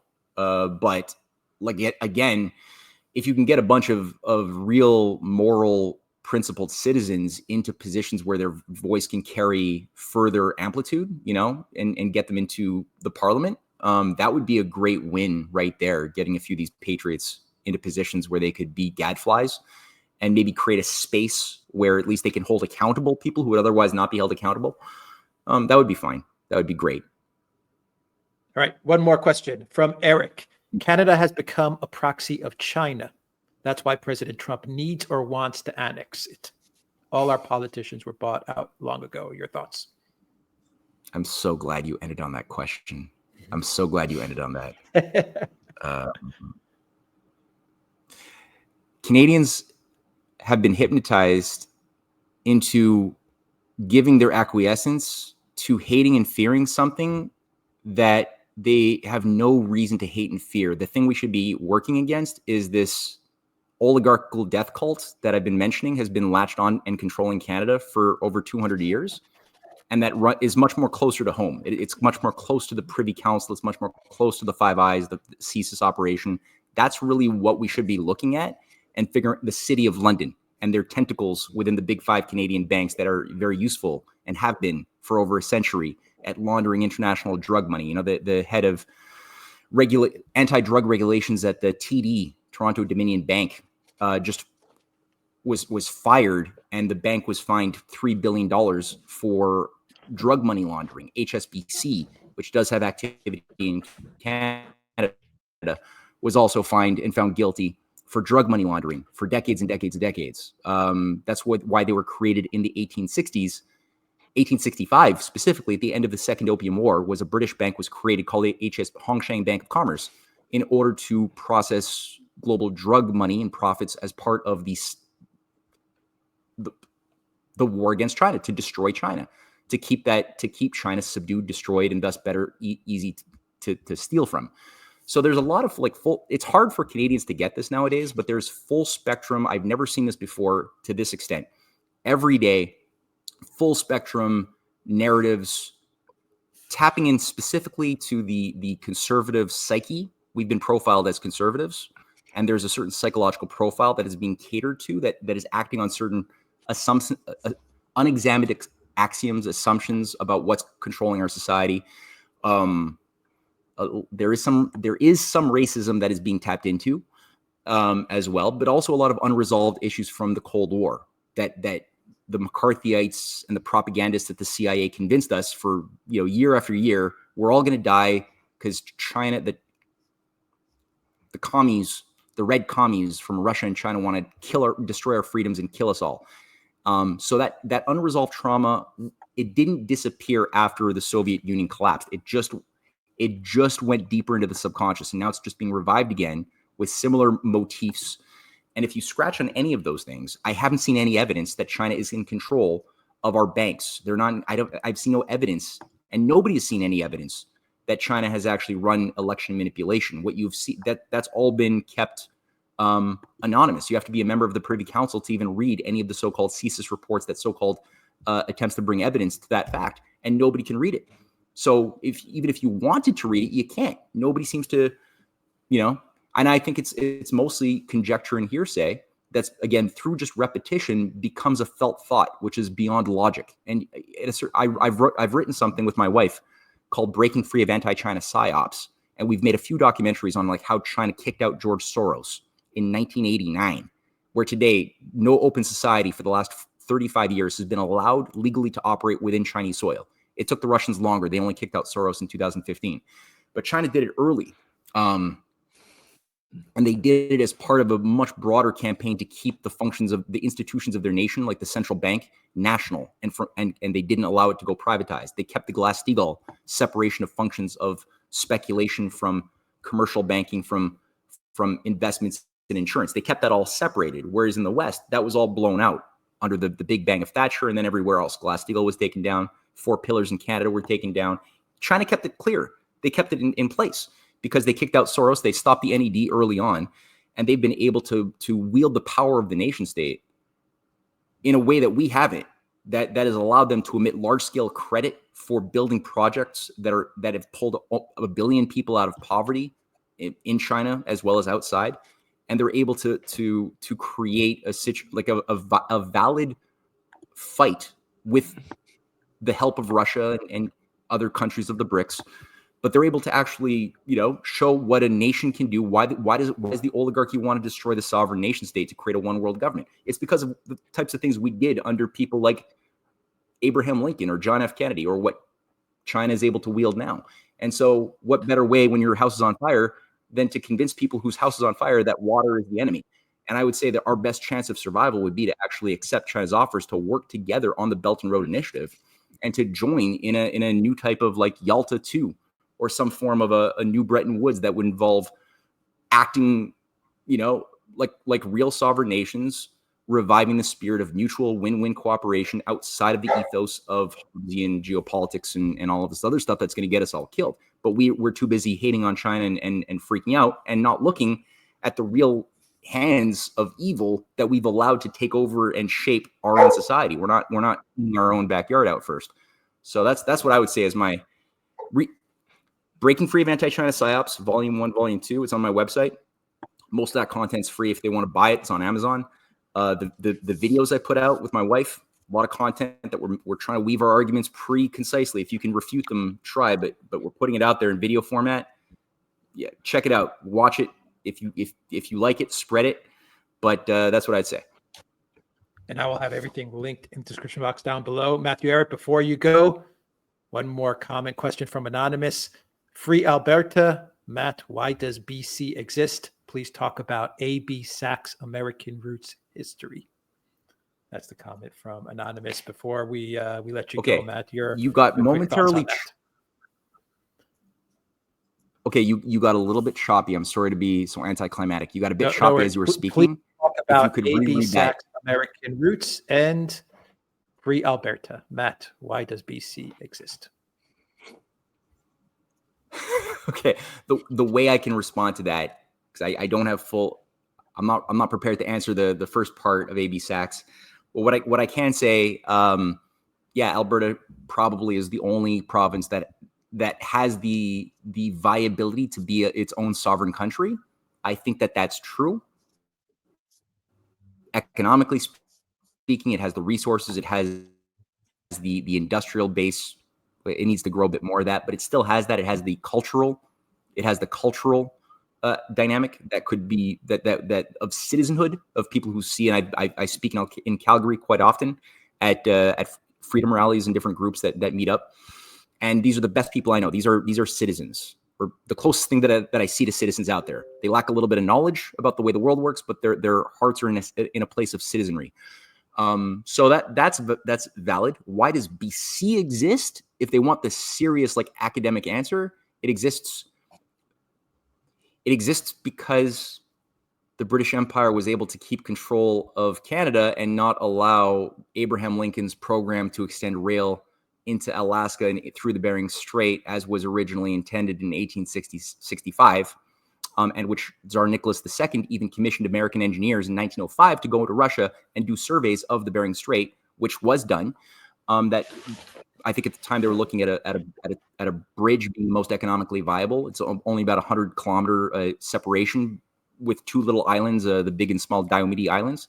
That was already done. That people were thinking in those terms. That rail line was going to connect through Manchuria into China, throughout Eurasia. There was maps that people could see from the 19th century, very ambitious, positive maps that look a lot like what the new Silk Road looks like today, with the driving force being Abraham Lincoln's transcontinental, going far beyond the limits of where it went. And BC was the domain where there was a colony separated by a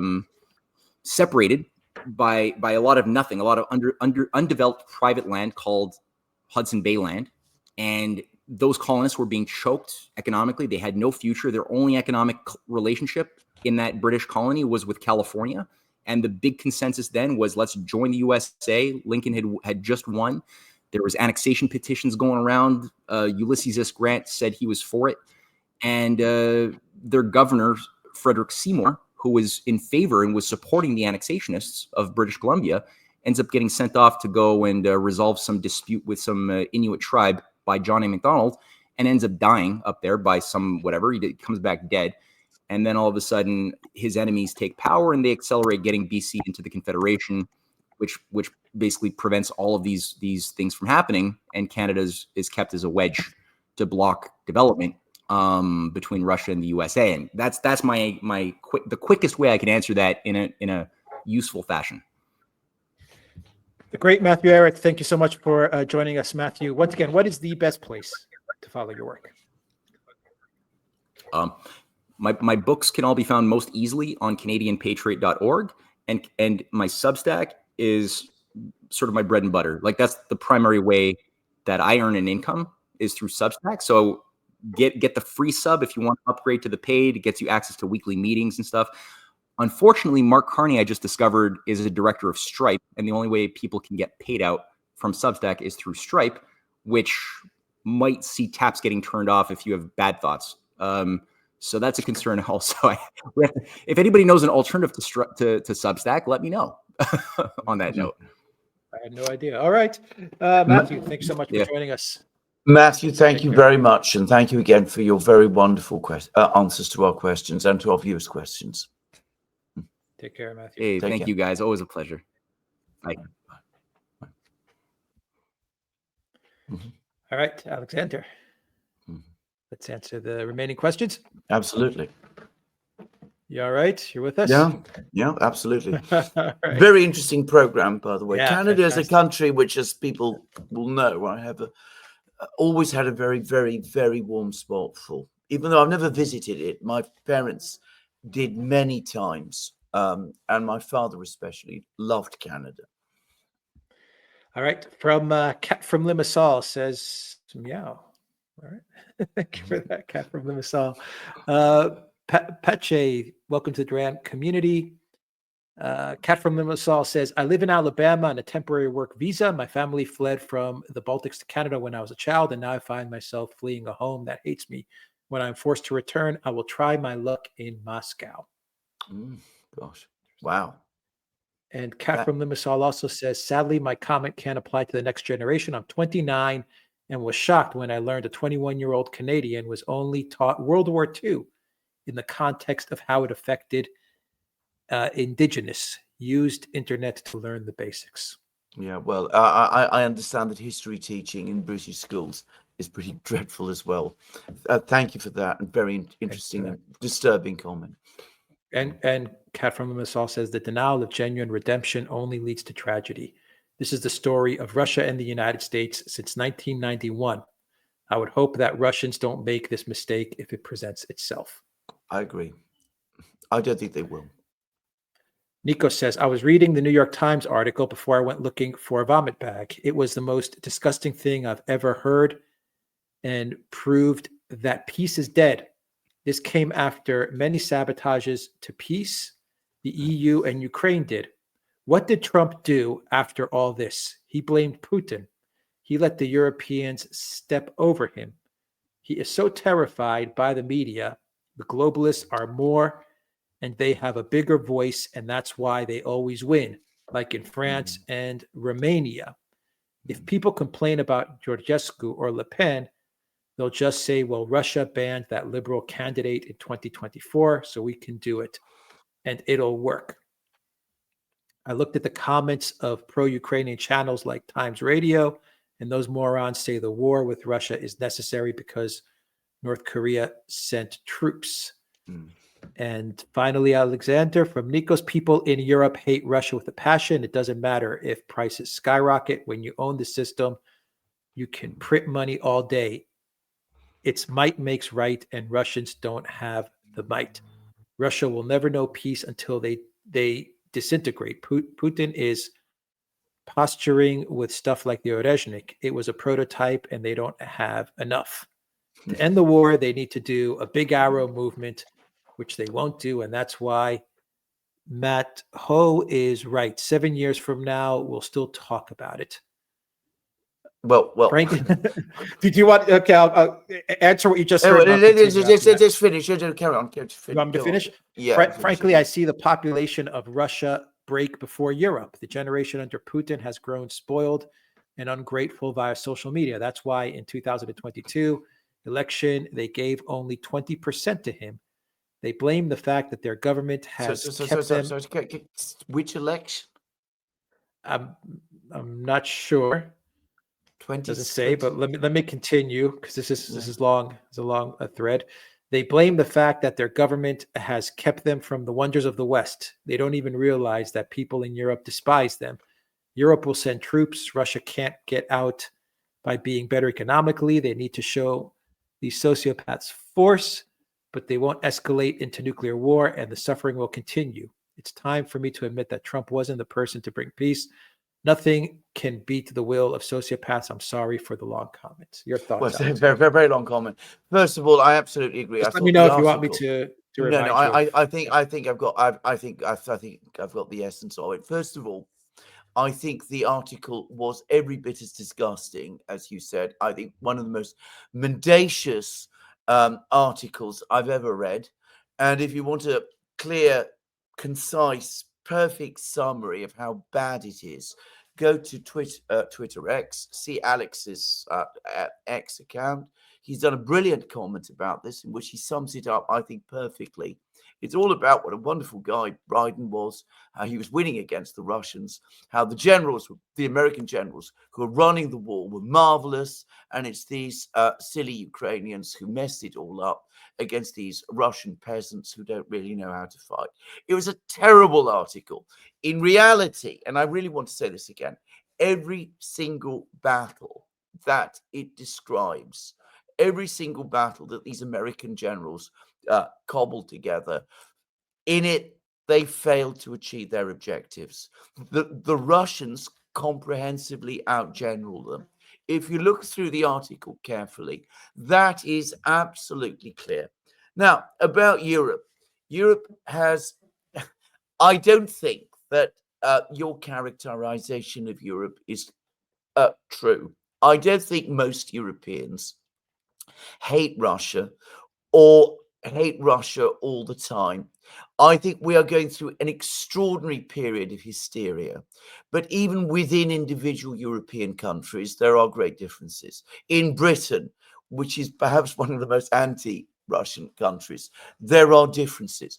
You find differences amongst demographics. You're also starting to see, and this is becoming very clear now, even within the British political class, cracks growing. And if you're talking about a united Europe, well, Starmer and Macron have been trying to cobble together a European coalition against Russia, a coalition of the willing, as it's sometimes called, and they failed. Most European countries are not prepared to take on the Russians in that way. As to sentiments in Russia, they've gone in the diametrically opposite direction over the last 20, 30 years to the one that you said, from a point in the late 80s, early 90s, when Russians were very favorably disposed to the West, very much in the way that you said. Today, from every account that I've heard, and I haven't been there for a while, but from every account that I've heard, it has gone exactly the opposite direction. And I speak to some of my friends, most of them in Russian friends, most of them liberals at various times. And they've now become, in every single case, extremely antagonistic towards the West. As for big arrow offensives and Russian victories and those sort of things, all I can say is this. It's clear to me that the Russians are winning the war. I'm absolutely confident they will continue to win the war. There's been further news to that effect today. Maybe it's not going as fast as you would like, but Putin said himself, people in Russia don't think it's gone as fast as they would like. Given how much America and the West threw at this war, perhaps it is not surprising. And I suspect that the Russians calculated, given the extent of the American investment in this war and the way in which the Americans were running the war, that if they'd taken it faster, well, who knows, all kinds of disastrous things might have happened. Lastly, about Trump, I think he does want peace with Russia. I don't think he's understood exactly how complex this conflict is. I still think that we are in a much better place than we would have been if Kamala Harris had been elected president of the United States. And this article in the New York Times confirms that. Very true. Alexander from Locals, from Wade. I lost the full question, Wade, because of a jump, but Wade wanted to know if Australia is like Canada when it comes to its relationship, its historical relationship with the UK, and what you were talking about with Matthew. Yeah, it's even closer. I mean, they do have the king as their king. And the political class in Canada, in Australia, is even more closely interconnected with the British than the Canadian political classes. They do have one advantage over Canada, which is, of course, they're more remote, they're further away, and they don't have the United States on their doorstep. And the presence of the United States, to some extent, as we discussed over the course of the program, has meant that the Canadians have been very anxious to hold on to this British connection, which I think is a major mistake. I think Matt Ehret said the same. But they've clung on to this British connection in order to separate themselves, to distinguish themselves from the Americans. In Australia, they don't have that to the same extent. They're perhaps more self-confident about themselves.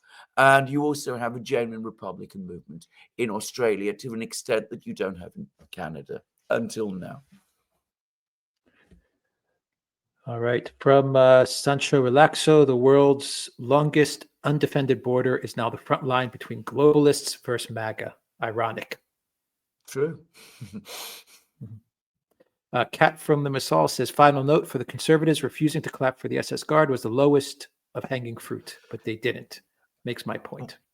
Well, absolutely. Krista Soto, welcome to our community. Nikos says, breaking news. Putin decreed that 160,000 people will be forcibly conscripted in spring. Unfortunately, I was right. Russia hasn't met their mobilization goals in Ukraine.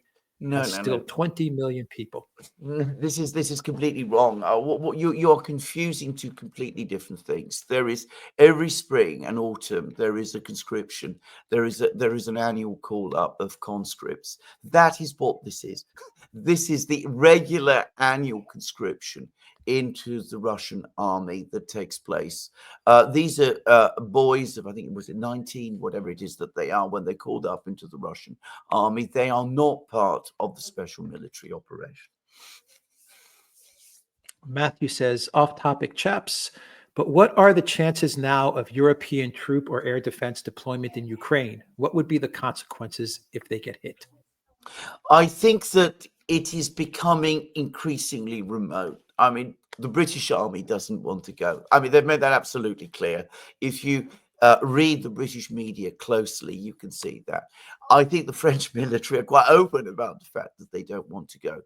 Macron and Starmer are still pushing this idea, but apparently none of the other major European countries, Germany, Italy, Spain, want to go. And I think that gradually this plan is melting away. Starmer and Macron are looking like generals without troops. It's still a problem that this gets constantly talked about because, of course, it makes the Russians nervous. But that's about all that he manages to do. Yeah, the fear for me is that Starmer gets swept up in all of this and actually does send troops or no-fly zone, right? Yes. Well, that's the fear. Yeah, he gets swept up in this Churchill narrative that he's constructed. Yes. OMG Puppy says Liz Truss says that Carney sabotaged her government. Yes, she's right. I remember it. I said it at the time. It was one of the programs that I've done, which many people in Britain have commented upon. People still come up to me and say, "You remember, we were doing it together," and I said, that I smell a plot. That was before Liz Truss and Kwarteng actually resigned, and there was a plot, and Carney was right at the centre of it. Yep. Elza says, I don't know about Canada, but Alex's clown world is missing Trudeau. I don't know if I'm missing Trudeau. I'm not missing. Jimmy, I'm not. I do not miss Trudeau. That's all I can say. We'll see where he ends up. He'll end up somewhere. Jimmy SK says, I followed you when I was living in Burkina Faso 4 years ago, and I live in Saskatchewan, Canada. I'm from Lebanon. My wife is Ukrainian, and your channel helped me explain the reality to her. Thanks. Thank you. Thank you. Zissi Karayanis, thank you for that super sticker. EM Henriquez says, what are your thoughts on Guterres' comments saying that Ukraine has legitimate government, so there's no need for new elections? Yes, I mean, this is absolutely in line with the attitude that he has taken ever since the start of the special military operation. He has consistently tilted towards the West, towards the European Western side against the Russians. And the Russians are deeply annoyed about this, and they've made that very clear. Lavrov criticizes him all of the time. But that is what you would expect of Guterres. Can I just say, one of the effects of the end of the Cold War was that the West, the United States, essentially took over the entire UN Secretariat. Previously, during the Cold War, there'd been a kind of balance, and you had UN Secretary Generals who were, strove to remain even-handed between the blocs. But after the Cold War, the UN Secretariat was taken over entirely by the West, and that became even more the case after Kofi Annan stopped being UN Secretary General. The US, the neoliberals, the globalists, the neocon people in the US determined afterwards that they would not allow an independent UN Secretariat to emerge again, and they were successful.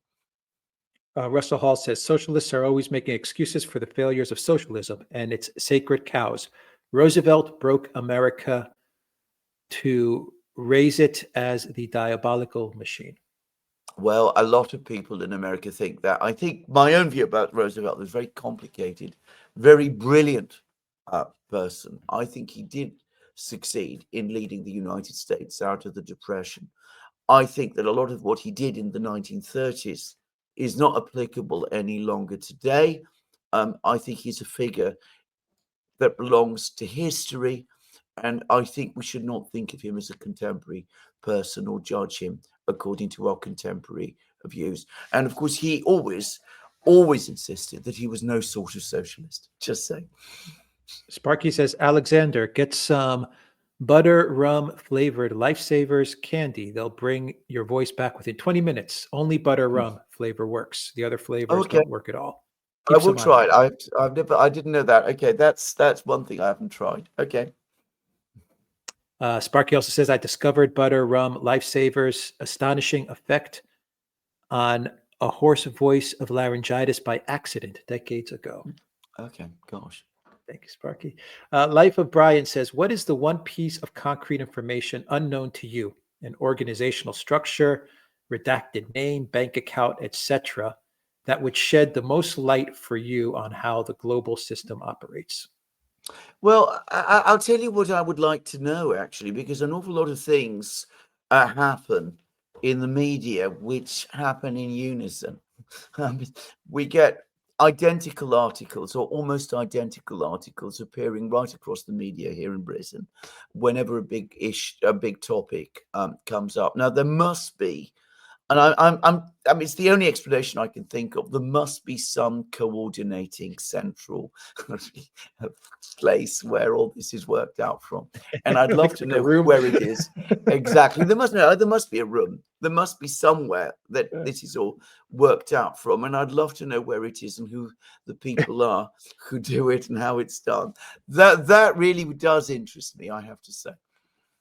Yeah, that would be interesting to find out. The people that work in this room, in this department. All right. Stan Tall says Canada has 3 mining companies in a trench coat wearing a stupid hat and carrying a gun. From the article, Canada is fake by Alex Green. Yeah, I know. I know that is a widespread view of Canada, and there's an awful lot that's happened in the last 30 years that bears that out. It wasn't always so. I mean, I will say that. I mean, there were a lot of things that Canada did in the past which did distinguish it from other countries. But today, I accept that there is a lot of truth in that. Miguel Cruz, welcome to the Duran community. Flying Boar says Trump has a soft spot for Britain because his mother was Scottish born. Yeah. Sparky says, but leadership is in Justin's blood. What about his dad's long rule of Cuba despite constant adversity? Very well pointed out. Life of Brian says, behaviorists, what do you mean? Well, I'm not sure. Jeff Bickford, thank you for that super sticker. OG Wall, welcome to the Duran community. OG Wall, from Life of Brian, what advance would it take to make the life of Justin Trudeau a biography by Alexander Macurse a reality? I don't think I'd get beyond the first page. I think I'd probably fall ill before I got any further, to be honest. I cannot imagine myself writing a biography of Justin Trudeau. I mean, I really can't. Russell Hall says a biography of Hillary Clinton would be an easier one to write than of Justin Trudeau. Russell Hall says the world would work perfectly if only all of the bad folks would go away. Then we'd have utopia and everything would function as planned. Well, humanity is made up of many different types of people, and maybe we shouldn't aspire too much to utopia, because whenever people have tried to create it, it hasn't turned out very well. Deborah Krall says, Wahoo, I wish the US would partner with China to rebuild our infrastructure. Well, absolutely. I mean, there's so much. I think if the great powers, if I can call them that, were to work together, we would find a much happier and stabler world. But for the moment, that's perhaps too much to expect. Let's get them to sort of ease tensions with each other, and then we can see where we go from there. Patrick, thank you for that super chat. Sparky says, Matt, fascinating, great work. Russell Hall says, maybe we should, let me rephrase this a bit, maybe we should take all the bad people away, remove all the bad people. Well, thank you for that, Russell. RBG Aylin, welcome to the Duran community. Sancho Relaxo asks, Alexander, rent a car in Edmonton, drive through Jasper to Vancouver, and get into the Big Island, best part of Canada. Right. Arcane Eclectic says Canadians have no desire to be incorporated into a Judeo-evangelical Christian Zionist American fascist state. Please pass along the memo. Yeah. Well, Mitchell LeBlanc. Pass it on how and to whom. I mean, I mean, we're not in touch with anybody, if I can put it like that. But anyway, your point noted. Point noted. Mitchell LeBlanc says, with Europe being the obstructionists that they are, could you see U.S. relations getting to the point where the U.S. entertains an attempt to join BRICS? Yes, absolutely. I think that is perfectly possible, but not, soon. I mean, give it a couple of years. If we do see a stabilization in the international system, and it might come, but at the moment, all of the inertia, if you like, works against it, and of course, there's an enormous amount of problems still to sort out. Huffman Aviation says the Duran, the Five Eyes Rapid Response Unit, coordinates the narrative, and we even have a link. Interesting. Yes, I've heard it. I've heard about this, but as I said, I would still be interested to know exactly how it's done. I mean, do they phone up the editors? Do they call them into a particular room? Are memos sent out? I mean, how is it done exactly? Yeah, via chat, via signal chat. Nico says, Nico says, I just feel that the slow approach worked for 2023, 2024, but with strikes in Russia becoming more frequent and the EU sends troops, they'll need to do something fast. Also, does it show that I get paid? Thank you, Nico. The thing I will say about the Russians is that they have shown consistently throughout this conflict an incredible level of discipline. I mean, in light of what we now know from that New York Times article, the degree of discipline that the Russian leadership has been able to impose upon itself is absolutely extraordinary. And we ought to be grateful for that, not critical of it. Because, if they'd been goaded into the kind of reaction that most other countries would have been, well, we probably wouldn't be having this program, because we might not be here, just to say. So let's be grateful for their discipline and their self-restraint in the face of a war that they were fighting. They have been winning that war. The most dangerous moment for them, it's clear reading that article, was the autumn of 2022, when there was this army group that was beyond the Dnieper. It was the Americans wanted to destroy it, then cross the Dnieper and march on Crimea. That didn't work. From that moment on, the balance of advantage has shifted every month and every year further and further in Russia's favor. And you mentioned Oreshniks, by the way, just with your previous question. Alex and I have received some information, which we're not going to discuss because it's from a source, but it's provided some very, very interesting information about the very large-scale production of these things. Just to say. Zariel says Stormer and Micron look like idiots with no censor. I think that's absolutely right. I think if we again go to that post that Alex did on X, and you can understand why these people think as they do. The whole article on X is imbued with a patronizing arrogance and condescension towards the Russians. This idea that they're completely incompetent, that they're all over the place, that they never win. It's just that because of the Ukrainians, things just don't, that we try to do, just don't go right. But these people clearly assume that, any single Western soldier is worth at least 100 Russians. And that's the inflexible belief that they have and will continue to have until they're proved wrong. Sparky says Australia has so many relatively recent immigrants from the UK pushed by incentives and post-World War II austerity. So it's no wonder as a whole they may be more in sync with the British. Well, it's true also. But I mean, the political class in Australia and the British political class, I happen to know, is bound with a knot. I mean, they're very, very close to each other. To give an example, the Australian High Court is the only foreign court that the London High Court takes precedence from. And finally, from Sparky, remember, it's crucial that the lifesavers are butter rum. Other flavors or brands don't work at all. I will certainly remember. All right.